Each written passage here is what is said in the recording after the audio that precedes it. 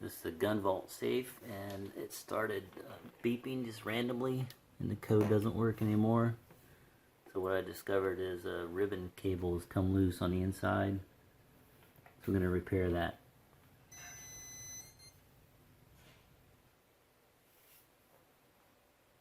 Pretty irritating in the middle of the night, and it doesn't work. Can't enter your code. So hopefully you still have your key to override it, because there's no other way to get into it. So just take the divider out if it's the big one. And then, oh, there it went again. And then inside there are screws. You gotta tear this foam off to find the screws, but they're in there.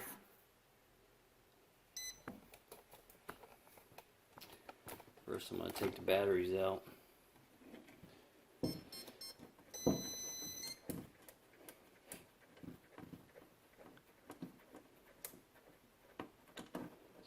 So the batteries are held in with two little thumb screws.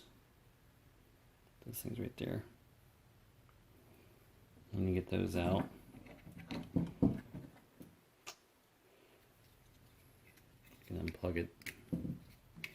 That's your battery pack. There's no power to it. You take a stubby, or even it's a Phillips, but even a small flathead would work.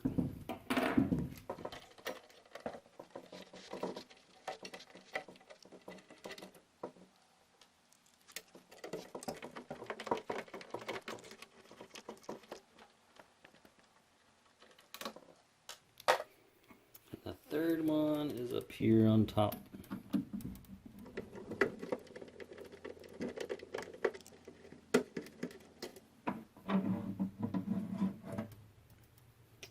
Alright. So here we go. So this is the ribbon cable right here, which goes into the PC, the printed circuit board. So it's loose on the inside. So, but this is held together by just kind of like pressure pins. So I kind of bent that one, but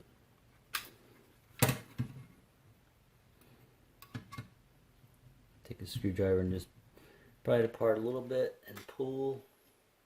It starts to come apart. Like that.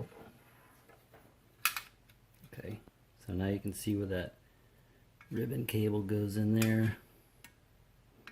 So what's happening is that connection there is loose. It just pulls right out. So I'm going to re-secure that in there. So I went ahead and took the circuit board loose so I could raise it up some and look in here. So what's happening is this ribbon cable, which is literally as thin as a piece of paper.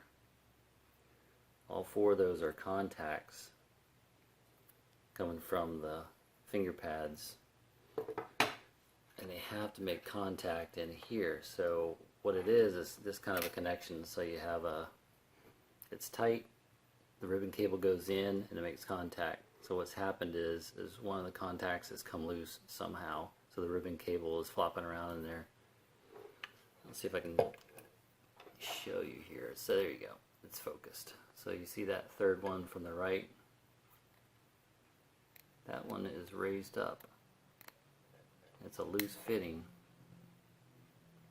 Loose fit. So I gotta figure out how to get that contact pinched back down tight so it grabs the ribbon cable.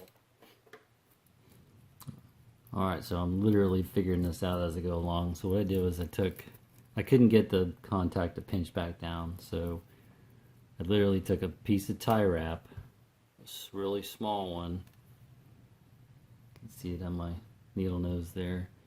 And what I'm going to do is put it above the contact, so forcing it down.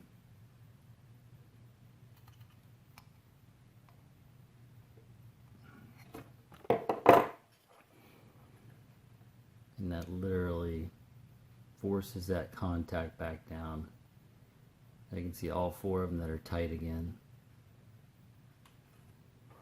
And the other thing I'm going to do is I marked this ribbon cable because it's kind of hard to tell when you're trying to put it in. See that line I drew across there? As a reference to make sure that it's going in there all the way to where it should be.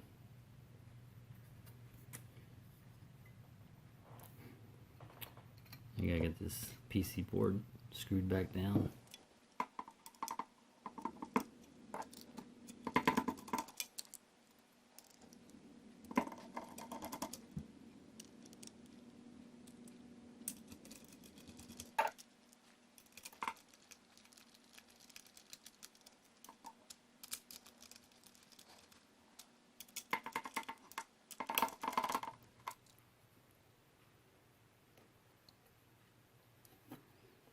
Okay, you can see that the ribbon cable's back in there. I don't see the line, so it's pressed in there pretty good. And it feels pretty snug.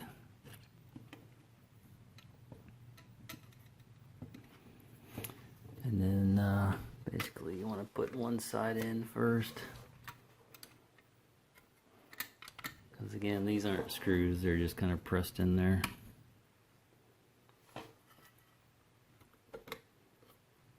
Pop down in there.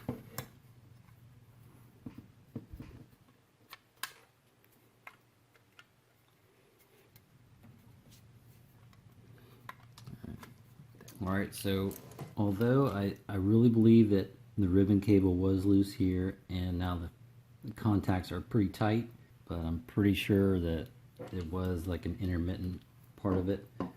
So what I did was I took a solder iron and I just went through and lightly touched each one of these contacts. Just liquefy the solder just for a second. Each one. And then, you know, so on the back side,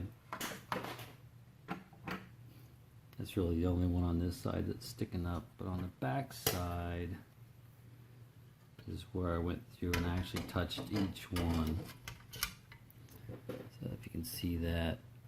So I took the solder iron and actually this is off right now. So I went through and touched each one just to liquefy it just for a second.